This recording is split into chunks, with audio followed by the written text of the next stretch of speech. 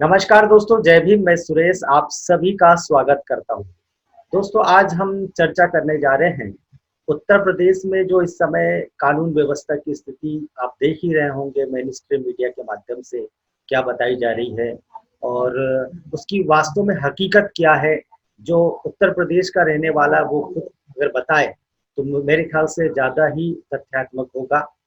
और जिस प्रकार से हमारे देश के प्रधानमंत्री नरेंद्र मोदी जी ने कहा था, उत्तर प्रदेश में योगी मॉडल है कोरोना के मामले में, और बहुत सारी तारीफ की जाती है कि योगी जी का मॉडल है। जब अखिलेश जी की सरकार थी या पूर्ववर्ती जो भी सरकारें थी, उसको मीडिया किस प्रकार से जातिवादी तरह से संज्ञा देकर कहीं ना कहीं उसकी बुराई करता था, और उसका चरित्र जो है सरकार का बहुत ही कुत्सित और बुरा बताता था देश के लोगों के सामने।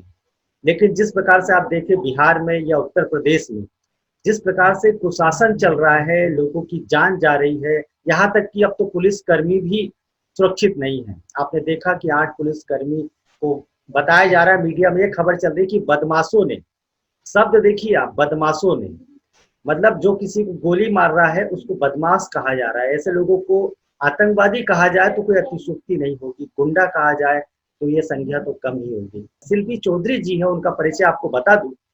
आप समाजवादी पार्टी की एक नेत्री हैं, साथ साथ में आप वन्य जीवों की संरक्षण के लिए काम करती हैं, सामाजिक सेविका भी हैं। और ये एक राजनीतिक, आप इन्हें राजनीतिक चश्मे से ना देखिएगा, क्योंकि ये सामाजिक गतिविधियों में सक्रिय रहती हैं, एक निष्पक्ष बात करती हैं। कभी कभी तो समाजवादी पार्टी की यदि कुछ गलत नीतियां रहती उसका भी ये विरोध कर देती है, इसलिए आप इन्हें तो गंभीरता से लीजिएगा। तो मैडम, आपका स्वागत है। आपकी क्या प्रतिक्रिया है इस संबंध धन्यवाद सुरेश जी। में? जी। आपने जो कहा, मैं अगर प्रधानमंत्री महोदय की बात को रिपीट करूं तो उत्तर प्रदेश में तो देखिए राम राज्य है। आप और हम इसके गवाह हैं कि ये किस किस्म का राम राज्य है। ये देखने को मिल रहा है कि यहाँ इंस्पेक्टर सुबोध सिंह की मॉब लिंचिंग हो जाती है, और उस समय जो उनकी लिंचिंग करने वाले होते हैं वो सत्तारूढ़ पार्टी के लोग होते हैं। आज जो घटना हुई, हत्याकांड ही मैं इसे कहूंगी, दुर्घटना नहीं है, ये हत्याकांड है। 8 पुलिस के लोग, उसमें एक सीओ रैंक का अधिकारी, एक दरोगा और उसके अलावा 6 सिपाही मारे गए हैं। तो ये जो हत्याकांड हुआ है ये पूर्व नियोजित था, क्योंकि उनको घेर कर मारा गया है। जिस जगह पर उन पर फायरिंग हुई है वो चारों तरफ से हुई है, 3 तरफ से गोलियां चलाई गई हैं, चौथी तरफ वो खुद थे। तो आप ये समझिए कि ये एक पूर्व नियोजित हत्याकांड था। और ये कैसा राम राज्य है। अब कहा जाता है कि ये पुलिस स्टेट है। योगी जी ने कहा है कि ठोक दो। ये योगी जी का खुला संदेश है पुलिस विभाग को कि अपराधियों को ठोक दो। और आज दुर्भाग्य से जब 8 पुलिसकर्मी मारे गए हैं, तो मुझे लगता है कि मुख्यमंत्री की कुछ जवाबदेही बनती है कि ये यहाँ पर चल क्या रहा है। अगर पुलिस, जो आप देखिए कि सरकार चुनी जाती है, शिक्षा, स्वास्थ्य और सुरक्षा, सुरक्षा सबसे महत्वपूर्ण होती है, और शिक्षा को तो ये कहीं भी गिनते ही नहीं है। सुरक्षा के मुद्दे पे इतना बड़ा फेलियर, एक डीएसपी रैंक का अधिकारी मारा गया है, नृशंस हत्याकांड हुआ है ये। और अभी तो दुर्भाग्य से उस व्यक्ति जो वो अपराधी है विकास दुबे, उसके बहुत सारे फोटो सत्तारूढ़ पार्टी के नेताओं के साथ इस समय सोशल मीडिया में वायरल हो चुके हैं। तो ये राम राज्य है फिलहाल। ये जानना चाहूंगा मैडम, जिस प्रकार से जब अखिलेश यादव जी की सरकार थी तो उस समय जंगल राज कहा जाता था, इस प्रकार की घटना होती थी। अब मीडिया इसे बदमाशों की हरकत कह रही है, योगी सरकार के बारे में एक शब्द नहीं लिख रही है। आपकी क्या प्रतिक्रिया? नहीं, योगी जी के खिलाफ तो कोई कुछ लिखना क्या बोलना नहीं चाहता है। आप ये समझ लीजिए, जातिवादी दूसरे को ठहराना तो बहुत आसान है। अभी यहाँ पर आप याद करिए कि पूर्व की सरकार, सपा सरकार में रामवृक्ष यादव का जब एनकाउंटर किया गया था मथुरा में, बहुत बड़ा एक हिस्ट्री शीटर था रामवृक्ष यादव, और उसने एक बहुत बड़ा आश्रम खोल रखा था, जिसको कि बावजूद सबकी बुराई के, ये न सोचते हुए भी कि यादव वोटर इससे इफेक्ट होगा, कहीं ना कहीं वो यादव था और जाहिर बात है कि उसके यादवों से लिंक भी रहे होंगे। बावजूद उसके तत्कालीन मुख्यमंत्री श्री अखिलेश यादव जी ने उसके एनकाउंटर के आदेश दिए थे। उसको एनकाउंटर तो नहीं, उसको पकड़ने के आदेश दिए थे और पुलिस की कार्रवाई में वो व्यक्ति मारा गया था। उस दिन और उसके लेके अगले 2-3 दिन तक लगातार मीडिया में यादव आतंक की हेडलाइन चली थी कि यादवों का जंगल राज, यादव मुख्यमंत्री है और ये जंगल राज और यादव आतंक फैला हुआ है उत्तर प्रदेश में। लेकिन आज आप देख लीजिए, चूंकि मरने वाला भी एक ब्राह्मण है, मिश्रा, जो डीएसपी थे वो मिश्रा जी हैं, और मरने वाला जो अपराधी है, हत्यारा है, वो है विकास दुबे, जो कि एक हिस्ट्री शीटर है उसी थाने से, उसी क्षेत्र से। तो आज मीडिया कुछ नहीं बोलेगी, आज उसको जातिवाद नहीं दिख रहा, आज उसे जाति विशेष का आतंक नहीं दिख रहा। तो मीडिया की तो भूमिका मुझे लगता है आप लोगों को खुद ही तय करनी पड़ेगी। मैडम, जिस प्रकार से आपने बताया कि सुबोध कुमार सिंह जी जो कि एक पुलिस ऑफिसर थे, उनकी जब लिंचिंग हुई, इस मामले को भी आज दबा दिया गया है। हम अपने दर्शकों को बता दें कि जिन लोगों ने उनकी लिंचिंग की थी, सरकार के कुछ मंत्रियों ने या कुछ नेताओं ने शायद ऐसे लोगों को सम्मानित किया था, और प्रधानमंत्री जी की कोई रैली थी तो वहां पे सबसे आगे बैठाला गया था। तो इस देश की जनता को फूलमाला चढ़ाई गई थी। जी, तो आप माला पहना कर और पूरी तिरंगा यात्रा निकाल करके उनका, जब वो जेल से छूटे थे, उनका स्वागत किया गया था। सुबोध कुमार जी तो निसंदेह एक कर्तव्यनिष्ठ अधिकारी थे और वो अपने कर्तव्यों को पूरा करते करते मॉब लिंचिंग का शिकार हुए। दिक्कत क्या है कि टेरर का जो रूल यहाँ पे स्थापित किया जा रहा है, भय का जो साम्राज्य यहाँ बनाया जा रहा है, सुबोध जी उसका शिकार हो गए। विडंबना आज ये है कि पुलिस या तो इन अपराधियों का संरक्षण करे जो आज सत्ता में हैं, पुलिस या तो इन अपराधियों के अपराधों को इग्नोर करे जो सत्ता में हैं, अन्यथा पुलिस को लिंचिंग करके मारा जाएगा। पुलिस इसमें बहुत ज्यादा दबाव में है कि वो चाहे भी तो वो किसी के प्रति कोई सहजता नहीं रख सकती, ह्यूमैनिटी नहीं दिखा सकती। सुबोध जी ने यही करने की कोशिश करी थी जिस समय भीड़ उस एक मुसलमान लड़के को मारने के उसमें थी, और उन्होंने उस लड़के को बचाने के लिए, उस लड़के को तो भीड़ ने मारा ही था, सुबोध जी की भी हत्या की गई थी। और उसके बाद अगर आपने एक अराजक भीड़ जिसने खुलेआम एक पुलिस अधिकारी की हत्या करी, उसका आप फूल मालाओं से स्वागत करते हैं, उसे आप प्रधानमंत्री की रैली में अग्रिम पंक्ति में बैठाते हैं, तो आप समझिए कि मनोबल किसका ऊंचा हो रहा है। मुझे ट्विटर तक पर लोगों ने धमकी दी है कि अरे तुम्हारी पुलिस तो हमारी जेब में है। वो आईटी सेल के लोग थे, वो भाजपा की आईटी सेल के लोग थे। अभी आप देखिए कि मात्र एक हफ्ते पहले कानपुर शेल्टर कांड जो हुआ है, ना बड़ा कांड, उस कांड पे इस पूरे उत्तर प्रदेश में किसी ने आवाज नहीं उठाई मेरे सिवा। सिर्फ मैंने उठाई और इन्होंने मुझे तुरंत जेल में डाल दिया। 4 दिन मैं जेल में रही हूँ। आप, और ये डालने वाले भी पुलिस वाले थे। आप समझिए 57 लड़कियों के भविष्य से खिलवाड़ हुआ, 9 लड़कियां गर्भवती निकली हैं और वो 9 की 9 माइनर हैं, नाबालिग बच्चियां गर्भवती, एक राजकीय संरक्षण गृह में जिसका की गार्जियन, जिसका की मुख्य व्यक्ति होता है डीएम, जिलाधिकारी, उसकी नॉलेज में 9 बच्चियां गर्भवती कैसे थी। अगर कोरोना के टेस्ट नहीं होते तो ये भी नहीं पता चलता कि वो 9 लड़कियां वहां पर गर्भवती हैं भी। सिर्फ कोरोना टेस्टिंग के चलते वो पूरा खेल बाहर आ गया। मैडम, आप जिस प्रकार से प्रशासनिक अधिकारियों को इसमें दोषी ठहरा रही है या आरोपी मान रही है, मेरा तो मानना यह है कि इसमें सरकार भी संदेह के घेरे में। सरकार का संरक्षण नहीं रहेगा तो अधिकारी की हिम्मत नहीं कि इस प्रकार की घटना अंजाम दे। नहीं, तो ये तो देखिए सरकार और अधिकारियों की मिली भगत से ही इतने बड़े बड़े काम होते हैं ना, कि आप समझिए 9 बच्चियां वहां पर अगर गर्भवती हुई हैं तो वो सरकार के कहने पर ही कुछ ना कुछ हुआ है। हो सकता है वो बच्चियां वहां से निकाल के नेताओं तक पहुंचाई जाती रही हूँ, अधिकारियों तक पहुंचाई जाती रही हूँ।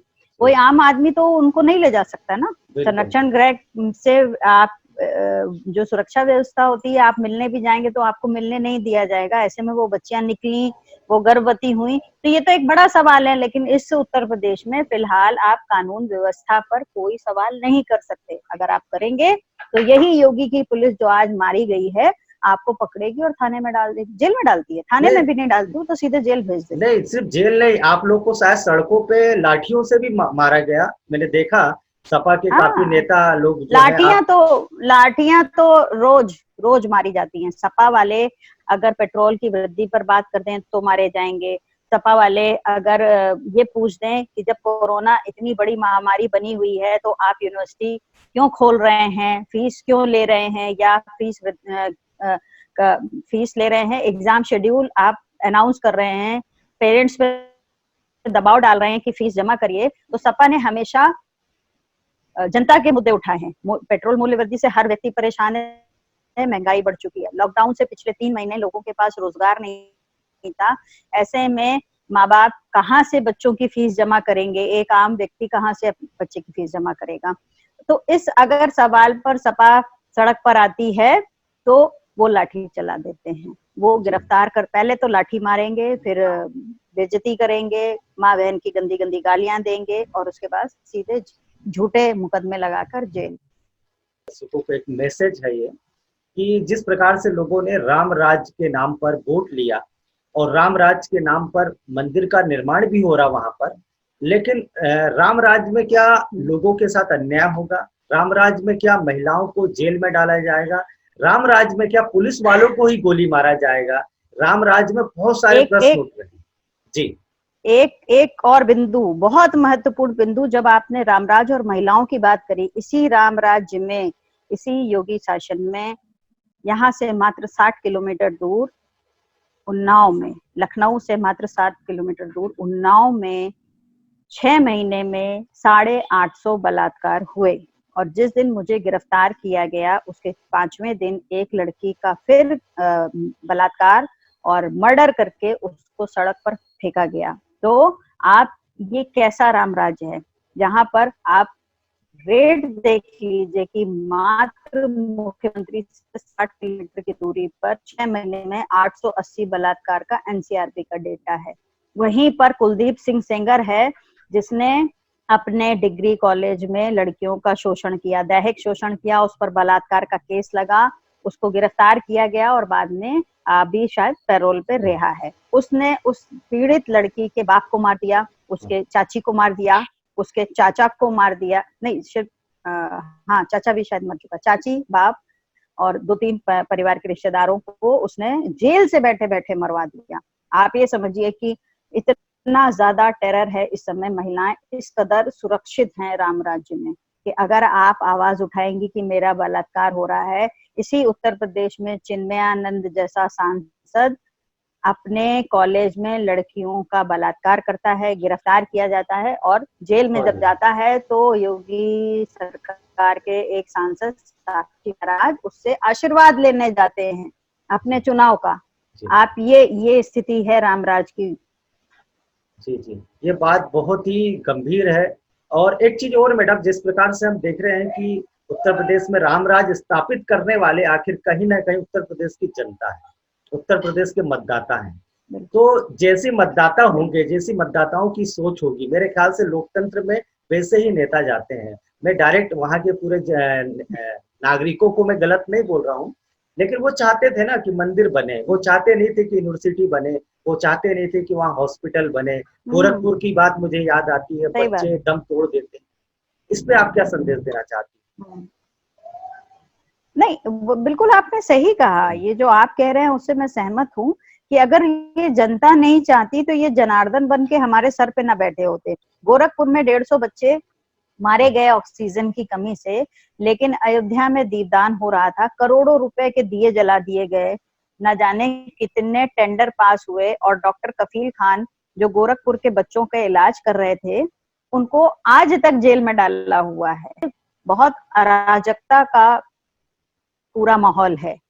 ये जिन लोगों ने इनको सत्ता सौंपी है उनकी दुश्मनी किसी एक धर्म से थी या उनकी दुश्मनी किसी एक पूरी सोच से थी, ये बात अभी बहुत समझनी जरूरी है, तभी हम लोग जाकर इस पूरी चीज को जो है बदल पाएंगे। क्योंकि सिर्फ मंदिर निर्माण के मुद्दे से इतनी नफरत नहीं आती। मुसलमानों ने मंदिरों पर अपना दावा छोड़ दिया, उन्होंने कहा कि ठीक है आप मंदिर बनाना चाहते हैं आप बनवाएं, हमें कोई दिक्कत नहीं है, भगवान आपके हैं भगवान हमारे भी हैं। और मैं आपको सच बताऊं तो अयोध्या के मुसलमान भगवान राम को जितना पूजनीय मानते हैं, मुझे नहीं लगता कि वहाँ का हिंदू भी इतना मानता होगा।